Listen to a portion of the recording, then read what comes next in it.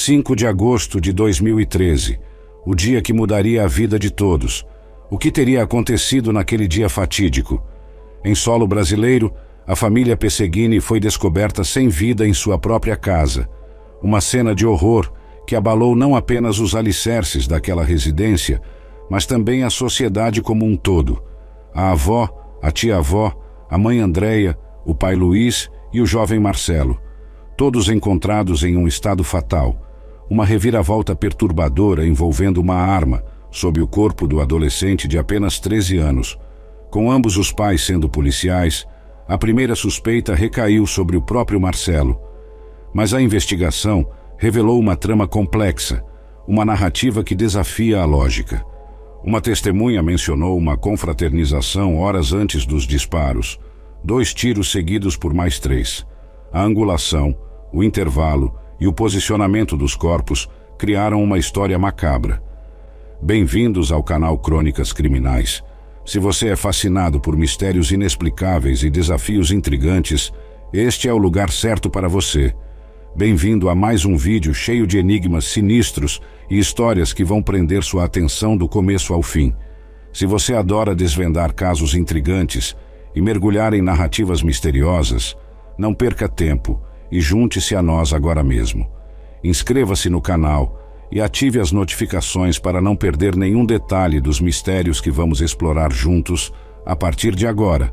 E é claro, se puder dar aquele like logo no início do vídeo, saiba que isso faz toda a diferença para que eu possa continuar trazendo conteúdo envolvente para vocês. Vamos mergulhar de cabeça em mais uma jornada intrigante. Vamos lá. Em solo brasileiro, em 5 de agosto de 2013, a família Pesseguini foi descoberta sem vida em sua residência. O trágico acontecimento ceifou a avó, a tia-avó, a mãe de nome Andréia, o pai chamado Luiz e o filho conhecido como Marcelo. Todos os membros da família foram encontrados em um estado fatal. Uma reviravolta perturbadora permeou a cena do crime, onde uma arma foi localizada sob o corpo do jovem Marcelo, de apenas 13 anos. Dado que ambos os pais eram policiais, a descoberta da arma gerou uma primeira suspeita de que o próprio adolescente poderia ser o responsável pela tragédia. No curso da investigação, a polícia desvendou uma narrativa complexa.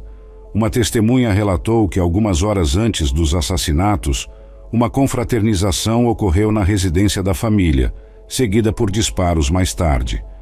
A testemunha mencionou ter ouvido inicialmente 2 tiros, seguidos por mais 3. A análise forense, considerando a angulação, o intervalo e o posicionamento dos corpos, levou a polícia a conjecturar o seguinte cenário. Marcelo teria inicialmente tomado posse da arma de sua mãe. Ele então teria abordado e eliminado seu pai, que estava adormecido no sofá. Posteriormente, ao se esconder no banheiro, confrontou sua mãe, que ao descobrir o corpo do marido, ajoelhou-se, tornando-se a próxima vítima. O mesmo padrão de violência foi repetido com a tia-avó e a avó, num intervalo de apenas 10 minutos. A revelação mais surpreendente foi o subsequente comportamento de Marcelo.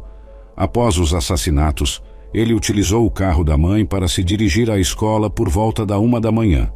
Aguardou nas proximidades até o horário de abertura. Participou das aulas como se nada tivesse ocorrido e, ao final do dia, aceitou carona com o pai de um colega. Ao chegar em casa, ele tomou a decisão de pôr fim à própria vida. Curiosamente, as únicas pessoas que tiveram contato com Marcelo após os crimes foram 3 amigos da escola. As entrevistas conduzidas pelo grupo de investigação revelaram que, apesar de ser geralmente descrito como alegre e sorridente, naquele dia ele apresentava um comportamento mais reservado. Um dos amigos chegou a relatar que Marcelo confessou ter assassinado os pais, mas a afirmação foi recebida com incredulidade, considerada como uma brincadeira de mau gosto. Outro elemento intrigante surgido durante as investigações foi a revelação de que Marcelo, em algum momento anterior, manifestou a intenção de criar um grupo denominado os Mercenários. Para ingressar nesse grupo, supostamente, era necessário matar os próprios pais e fugir para se tornar um assassino contratado. Além disso, foi mencionado que o jogo Assassin's Creed exercia uma influência significativa sobre Marcelo, a ponto de motivar suas ações. A mídia brasileira dedicou considerável atenção a essas informações, desencadeando debates sobre a influência de jogos e videogames na sociedade. Esse caso impactante abalou profundamente o Brasil, deixando a população perplexa e ávida por respostas que apenas a imprensa poderia proporcionar. O incidente rapidamente se transformou no foco das conversas em residências por todo o país, sendo tema de discussões em bares, escolas, ambientes de trabalho e diversos outros lugares. A nação, como um todo, estava sintonizada nos relatos policiais apresentados pelo renomado jornalista Marcelo Rezende, cuja reputação se solidificou ao longo de sua carreira em 4 das principais emissoras do país. Ao longo de toda a cobertura do caso, Marcelo Rezende persistia incansavelmente em atribuir a culpa aos videogames e jogos violentos, desencadeando um acalorado debate em todo o país.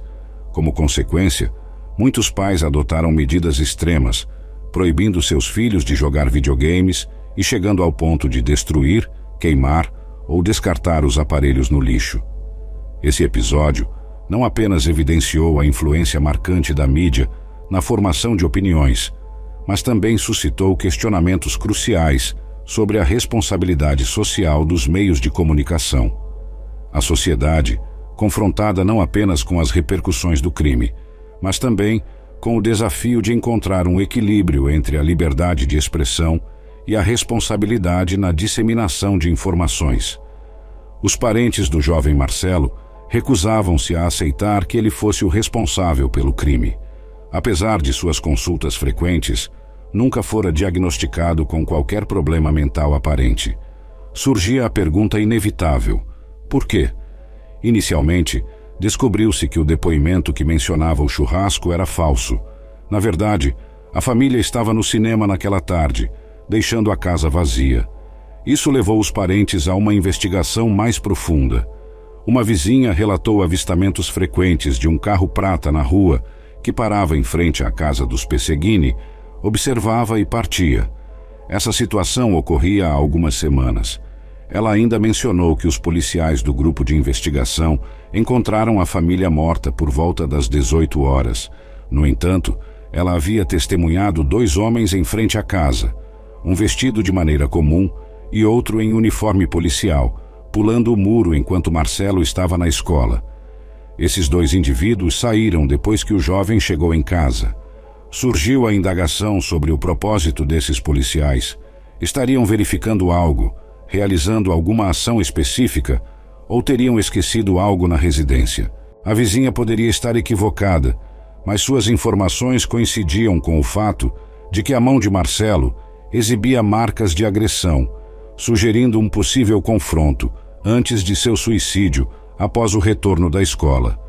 Surpreendentemente, essas marcas não constavam na primeira investigação, sendo totalmente ignoradas pela polícia. Foi então que os parentes recordaram que a mãe de Marcelo planejava denunciar policiais corruptos envolvidos em assaltos a bancos e outros crimes. Essa suspeita foi posteriormente confirmada por outro policial, revelando que a mãe do garoto havia recusado convites para participar de assaltos a bancos e explosões de caixas eletrônicos, optando por denunciar todos os envolvidos. Os familiares decidiram contratar especialistas para uma análise mais aprofundada dos corpos e das circunstâncias envolvendo os disparos. Surpreendentemente, todas as avaliações independentes convergiam para uma conclusão comum: não é possível. Seria necessário um treinamento excepcional para efetuar tiros tão precisos. Além disso, o ângulo de penetração das balas não correspondia à altura do jovem Marcelo. Enquanto isso, a mídia estava imersa na frenesi do caso, mas demorou para divulgar a segunda investigação privada. Enquanto enfatizavam a primeira investigação que culpava o garoto, a família persistia em sua busca por justiça. Notaram a ausência dos avós paternos em depoimentos e entrevistas. A descoberta de que o pai estava em um estado mais avançado de decomposição do que os outros levou a uma reavaliação dos eventos daquela noite. A nova hipótese começou a tomar forma. A família considerou a possibilidade de que um policial tivesse invadido a casa, matado o pai primeiro e feito a mãe de refém, obrigando-a a se ajoelhar diante do corpo do marido. Especularam que ela poderia ter implorado pela vida enquanto Luiz sucumbia, sendo morta posteriormente. O mesmo intruso teria atacado a avó e a tia-avó.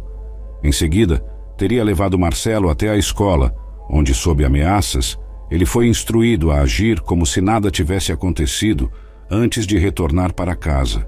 O confronto de Marcelo ao voltar para casa resultou em marcas em suas mãos, indicando uma tentativa de resistência.